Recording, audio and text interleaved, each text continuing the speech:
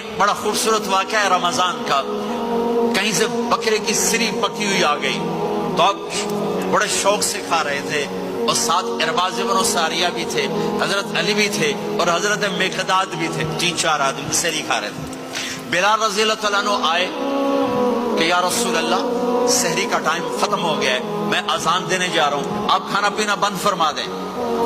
اب میں کہا ٹھیک ہے، وہ باہر چلے گئے، اذان دینے لگے، پھر خیال آیا میں دیکھ لوں کہ آپ نے کھانا چھوڑا کہ نہیں چھوڑا، واپس آئے تو آپ کھا رہے تھے۔ یا رسول اللہ واللہ لقد اصبحت، اللہ کی قسم صبح ہو گئی۔ آپ نے ہاتھ پیچھے کر لیا، کہا ارے بلال نہیں ہوئی تھی، نہیں ہوئی تھی، تیرے قسم کھانے پر اللہ نے پہلے نکال دیا کہ تیری قسم جھوٹی نہ پڑے۔